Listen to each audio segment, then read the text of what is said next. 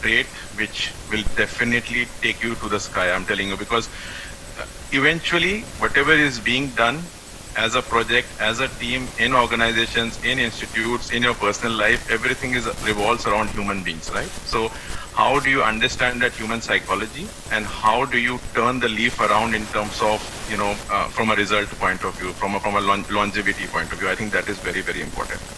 Okay. Again, you must have noticed, me myself being a mechanical engineer, I know we rarely used to dress up in formals, because I think I'm talking way back in 2003. But as an MBA graduate, you must have seen photographs and also a lot of sessions in which obviously your dressing, your ability to dress, your ability to present yourself, both in terms of your speaking power and also in terms of the way you carry yourself. I think that is something which you will learn over a period of time. You'll definitely see those things, those skills are important. You have to be presentable, you have to be convincing, you have to have good soft skills to present your point, right? So I think a lot of people have knowledge, but your ability to translate that knowledge to a kind of a conversation point, I think that is what strikes the right chord. And I think that is one of the skill sets which is very, very important if you are pursuing Masters of Business, Administration.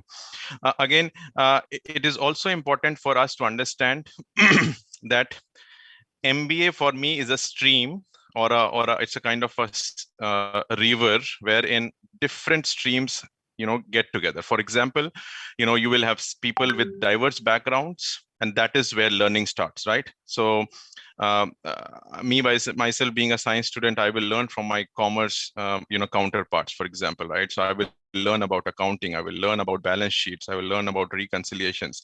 But if you have so a kind of a hybrid mix of people from different streams, it actually strengthens your business or a use case, right? So you learn a lot from each other, right?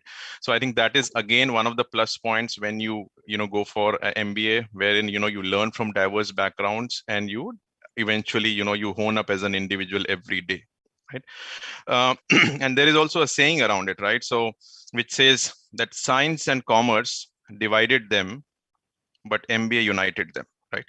So somewhere I think this unification factor of different backgrounds getting together, sitting under the same roof, solving puzzles, doing brainstorming sessions, I think that is where your personality evolves. Okay, so I would also like to give you all some of the key insights from the Department of Business Economics perspective. So I think one of the strongest points of our department is the strong pedagogy, I would say, right? A very strong alumni network. So our people are not restricted to any sector. So we are, I think, present across all the sectors, various geographies, various locations. So we have a very, very strong alumni network. The course structure, I would say, is very, very strong and in line with the current requirements, right? So whenever you look into the curriculum, it's very much aligned in terms of the needs of the current or organizations. So I know we keep on talking about data analytics. So definitely, yes, from a data analytics point of view, our econometrics or statistics or, whatever key elements which we have, they are definitely the need of the hour. There are a lot of opportunities across organizations, wherein, and then you all know about the phrase that data is the new oil, right? So how do you churn the data? How do you present the data? How do you take it further to the next step? I think all of these skills you will learn, while you will be residing here within the department. One of the more, I think, again, we keep on discussing about this point is the ROI, right? So the return on investment. So I remember the kind of money which we spent here and the kind of returns which we have got. I think they are commendable, right? So a lot of organizations, they are charging hefty amounts of money, from an education point of view. But I think our organization our institute, I think, from an ROI perspective, it's quite commendable. So you would see your money coming back very soon, once you get your placements. When you talk about the brand, definitely yes. So the Delhi University is one of the top-notch universities of the world. It has a lifelong credibility, right? So, and there is a lot of trust involved in this brand. So I think definitely these are two good green marks to count about. The placement records are really nice. And as I said, alumni is spread across multiple industries and geographies. So, giving you that kind of span to talk and engage with as you progress over a period of time. Definitely, there are a lot of opportunities to join together as teams. There are fests, there are committees to work for. There are different nuances of your personalities, which would be, tested at times. There are a number of assignments which you have to do, which will obviously bring about some or other personality traits as you go forward. So definitely, I think so. So these are some of the points, which are coming to my mind at this point of time. I know I would just pause for a while, right? So and see if there are any immediate thoughts, comments, any questions, before we go forward on this one.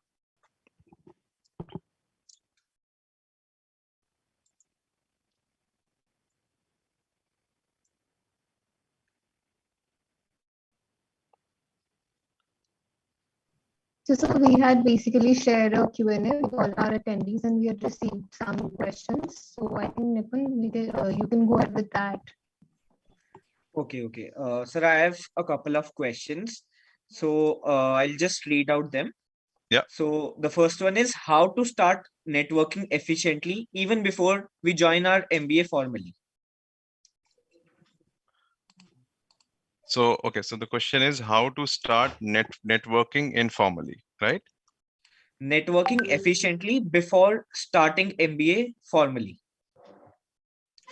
Yeah. So obviously, see, so when we say networking, obviously it has number of nuances, right? So I am assuming so how do you network, right? So there are a number of groups, I would say, in LinkedIn. There are a number of social media channels, from where you can start interacting.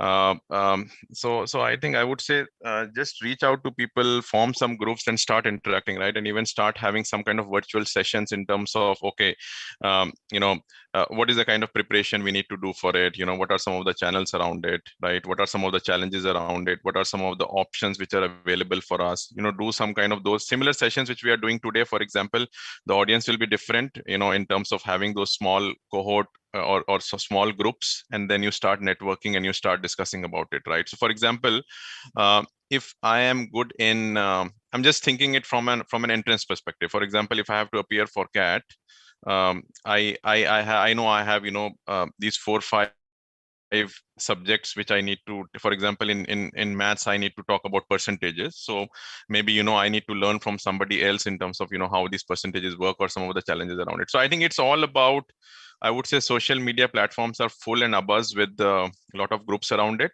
And you can just start forming your individual, some of those groups, and start discussing. Maybe, I just want to discuss about a problem statement, which is troubling me. I just get into a kind of a session, maybe a Zoom session for 30 minutes, and try to solve it, right? And get, some of the common interest people in that one. Yeah. So I think that is what some I can think about. I don't know whether I'm able to answer this question or not. Yeah. So I have another one. The question is, I have 3 years of work experience in the consulting space. How can a full-time MBA be more beneficial than an executive MBA? See, I think, it all depends upon your preference, right? So I have seen people, who are really on the growth ladder, even without doing a kind of a regular. It's all about what you believe in, right? For example, I believed, and I was very clear that the kind of learning and the kind of lifelong learning, I would correct myself, which I would get from a regular on the ground MBA, I would never get it from an executive one. So I think there would be a pro and there can be a debate and an extensive debate on this one. But I am a firm believer that if I need to understand a particular subject, or I need to interact with people, I can't just have a kind of a weekend sessions, to hone up my skills again, so then it's a more of a kind of an individual effort than a kind of a team effort. How do I learn those skill sets sitting at home, for 5 days and just maybe attending classes over the weekend? People might contest on this, but I was a firm believer, let me quit my job, let me go to the ground, let me make my hands dirty, and let me understand those fundamentals which will be with me for my lifetime. So here what happens is, when you go to a regular college, you learn a lot of skill sets in collaboration, right? If you are doing it sitting at home, the executive program with limited number of classes, the onus is more on you. So it's driven 80% by you and maybe 20% by others. But if you are on the ground, the kind of learnings you get is the other way around. So, so all of those collaboration, teamwork, personality traits, I don't think all of these personality traits are being exposed. So even if you have 3 years of experience, very good. I had 2 years of experience, I quitted, and I then, I firmly believed, let me pursue this full-time MBA, and I got the good returns, right? So I think I'm very happy with my decision. So I think somewhere you need to take a call, whatever thought or whatever is your credo, just go for it, right? But you need to be convinced about your decisions. So no decision is right or wrong.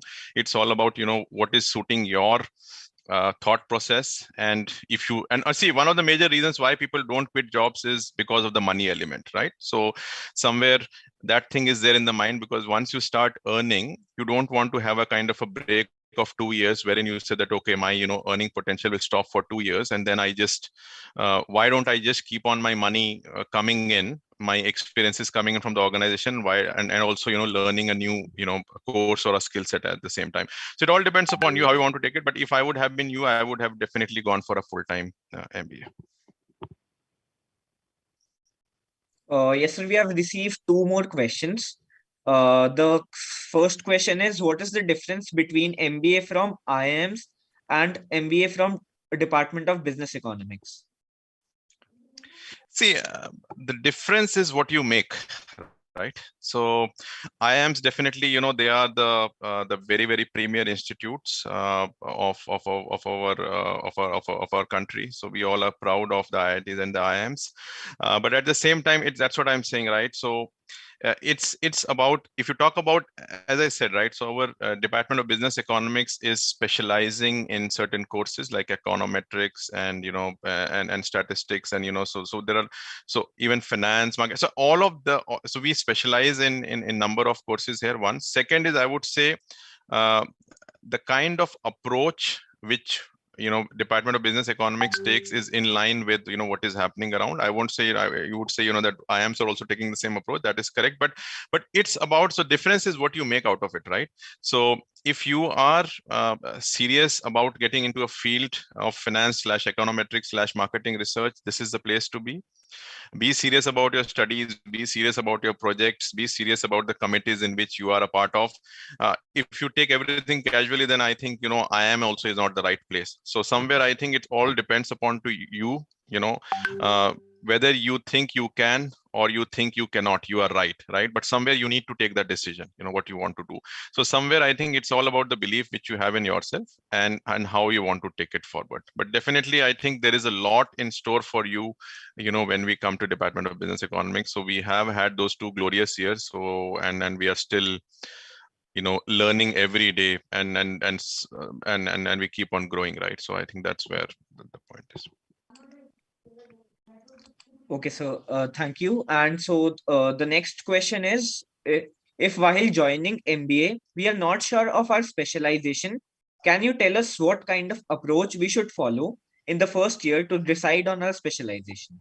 Great. I think that's a very good question, right? So obviously, see, in most of the institutes, the specialization kicks in the second year, right? So obviously, first year is, or the first 2 semesters are primarily focusing on your general skill sets, I would say, right? So for example, English, humanities, your mathematics, and some other fields which will be common across.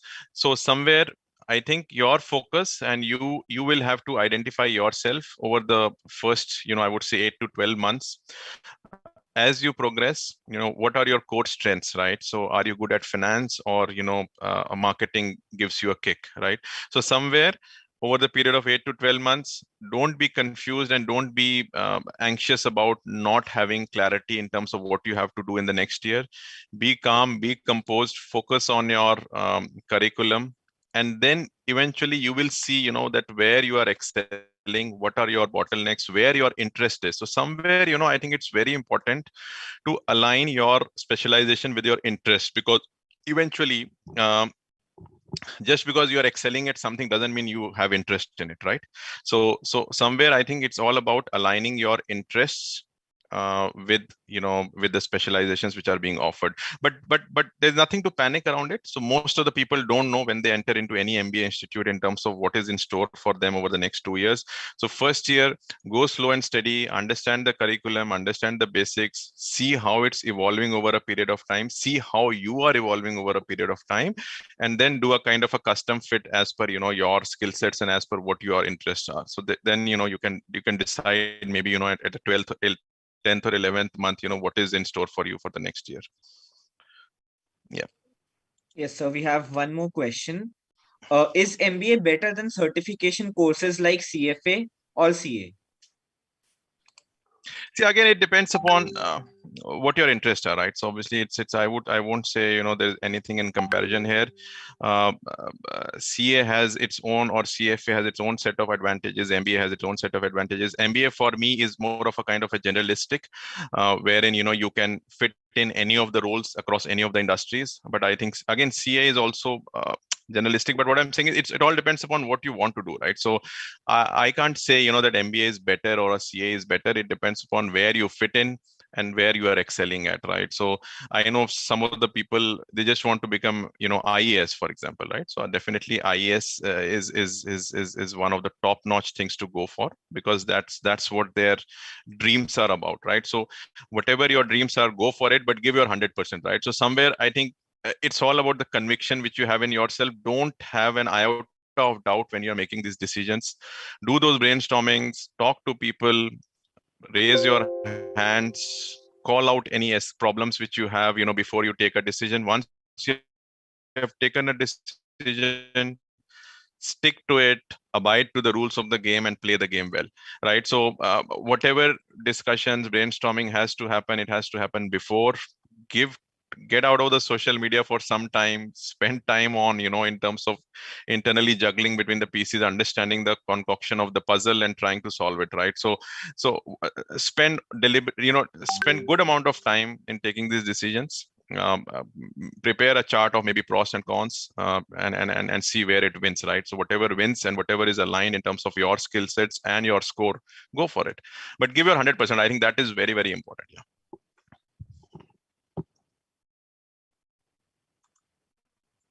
Yes, sir. Actually, we have more questions. So, sir, would you like to take them after some time? If you have to, if you like to add, if you would like to add something now and take the questions at the end, or should I proceed with the questions? Yeah, I think so. What we can do is I just had 2-3 more points. So I will just maybe I will cover those points, and then we can have the set of questions, if Sure, that's sir. okay. Okay, great. So I think some of the more benefits which we know, which we yeah. I think someone is yeah. So no worries. Yeah, thanks. So obviously. So one of the benefits which you also get while you are pursuing MBA is that how you evolve or how you learn your skills as a manager, right? So whenever you are a manager, you have to manage, one, yourself, and second, your team, right? So if you are a manager, your responsibility increases. So definitely you become more powerful as well. But as they say, with more power comes more responsibility. So how do you responsibly handle situations? How do you ensure that people with whom you are working are happy, and they are contributing to the growth, one, their own growth, and one is your growth of the organization, right? So I think MBA helps you to learn to hone, managerial skills, which again is an important trait which will remain with you throughout your corporate journey, right? As I said, MBA is more generalistic. As you would start your career, you will start to realize that once you have learned certain skills, you would be able to fit in those skills in multiple domains or multiple industries or enterprises, right? So definitely, if I choose to do a certain thing for the initial 2 to 3 years of my career, I'm not able to link my interest with it, uh, I definitely have an opportunity to change my stream, right? So exploring a new field of interest, and these days, right? So a lot of trainings. I think I said this in the last webinar as well. That there are a lot of trainings which are available free of cost on multiple portals, right? So you don't have to spend even a single penny, but you can become a master of that. At least 50-60% master of that, and rest comes with actually implementing those. So if you are interested, for example, in the field of deep learning, for example, right? You have so many courses, right? So keep on learning continuously, right? So I think that is very, very important, because eventually, if you are learning it, you are obviously opening up doors for yourself, and with a lot of these skills in hot demand, you can definitely get a lot of opportunities both in India and abroad. Okay. So, and as you are learning, definitely, your chances of getting a good package also increases, right? So I know, if I compare my salary with when I completed my engineering to when I completed my MBA, there is a hell lot of difference in that, right? And definitely, and that's what I was even mentioning, that even from an ROI perspective, I think it's very important to understand how much money you are investing in your education program, and in how many years you are actually breaking even, right? I think that's also some of the calculations which you have to do before you enroll in any of the institutes. Okay. Again, one of the other advantages which you get as an MBA student is your chances to network with people of different backgrounds. As I said earlier, your chances to foster connections, right? So you will have multiple people to learn from, multiple people to have brainstorming sessions. So eventually, even not at a peer level, but also at a senior management level, right? So for example, if you are participating in certain sessions and you have invited certain panelists from various organizations, a lot of times organizations do see a potential in the candidates there itself, and they can have some sort of conversations from there. So I've seen many of these cases happening, wherein even a good question which is being asked in these sessions also brings in a good amount of returns for that individual, considering so obviously, because people do sense the kind of positivity and the kind of conviction with which these questions are being asked, and also the content of these questions somewhere. So that's why I'm saying, so don't miss upon any of these opportunities. Take these opportunities whenever you have any sessions.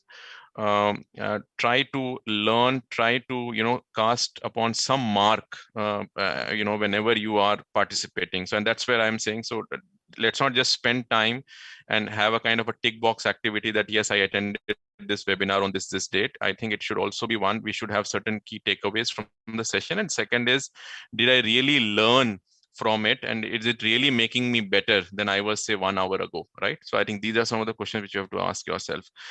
Then again, since you will be involved in a lot of presentations, so it helps you hone your presentation skills, right? So MS Excel, I know, so Excel, everybody would say I'm master at Excel, but I would again contest on that. So Excel uh, is like a powerhouse, right? So there are a lot of again trainings in Excel which you can do while you are studying, so that when you enter into the corporate world, you are really hands-on with Excel and also with Microsoft PowerPoint, right? So everybody would say it's so easy to make presentations, but I would again contest, because the kind of quality of presentations which are being used in organizations, um, there is a zero tolerance zone, I would say there, right? So some people spend hours making a presentation, some people do it in minutes, and that's where I think you should also again at least have that kind of skill set when you go or enter into any organization. So I think definitely that will give you that.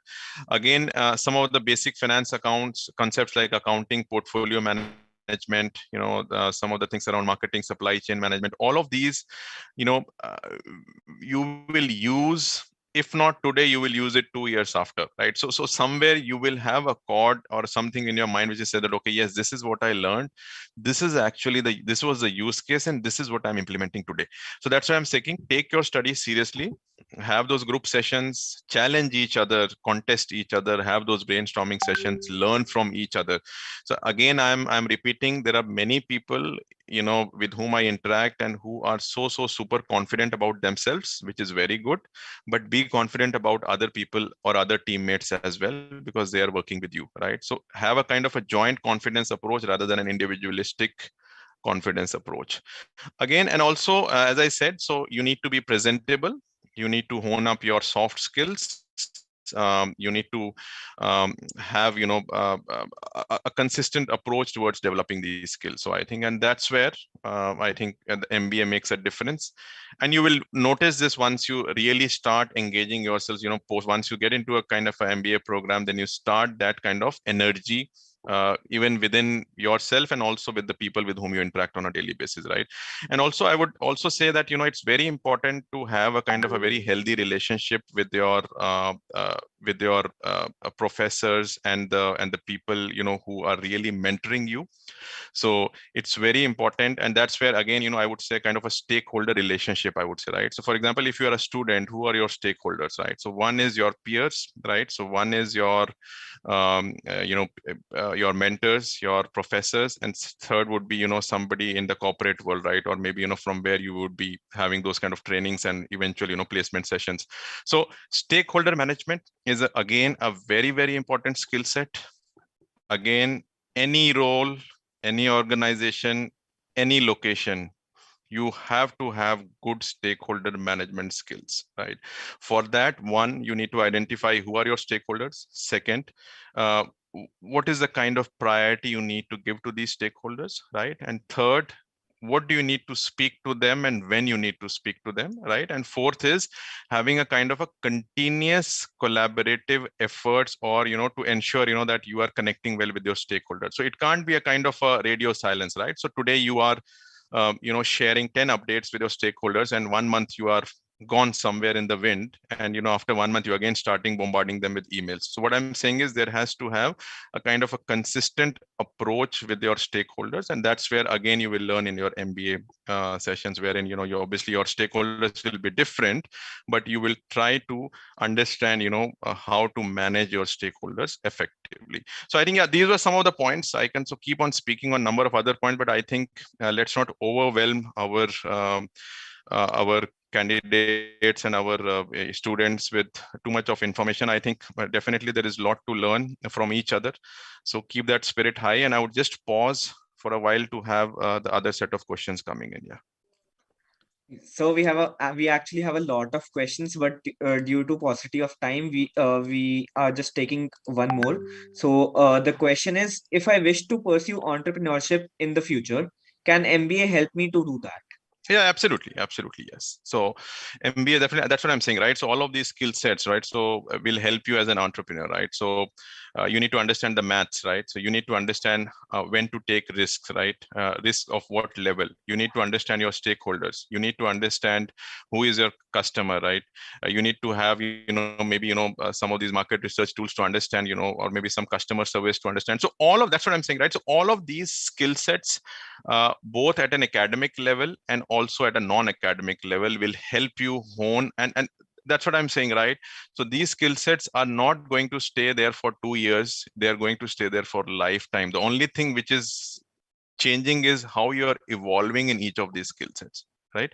So how do I write an email? That is very important. It would sound very stupid and foolish, but I have seen people losing jobs because they don't know how to write an email well. Okay, so that's what I'm saying. So yes, just to coming to your question, definitely yes. As an entrepreneur, you will understand the nuances of, how to start a new business, what are my basic maths around it, what are my stakeholders involved, what are my risks involved, which all geographies I have to be present.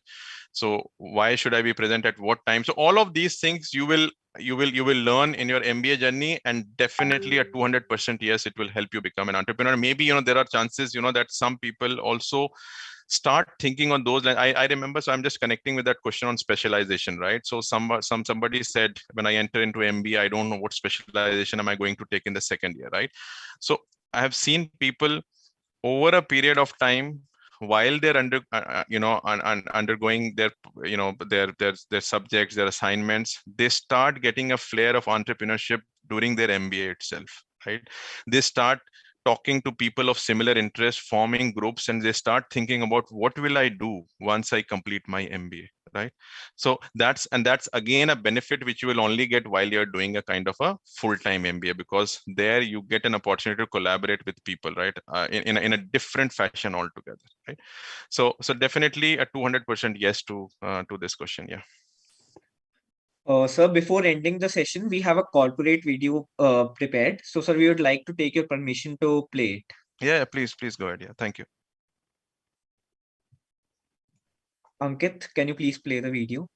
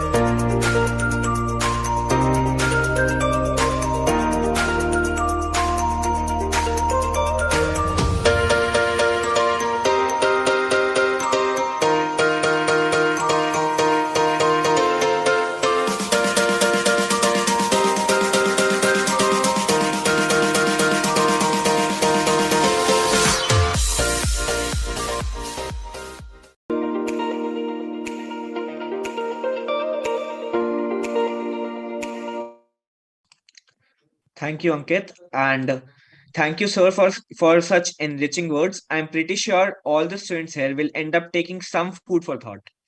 We are extremely grateful to you for taking out time from your busy schedule and clearing the doubts of MBA aspirants. Thank you once again, sir, and have a nice evening. Yeah, thanks, Nipun. Thanks everyone for hearing me out. So definitely, if you have more questions or if you have any suggestions, we can connect separately. But definitely, thank you again, everybody, for listening me out and also giving me an opportunity. Yeah, thank you.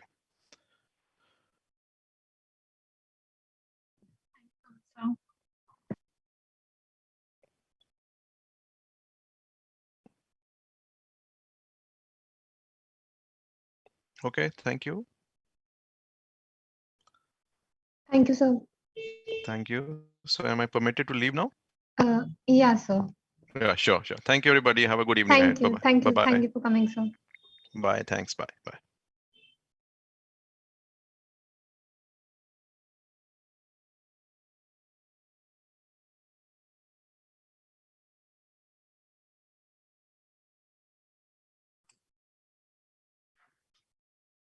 So now we have a break till 6:55. So you can turn off your videos and please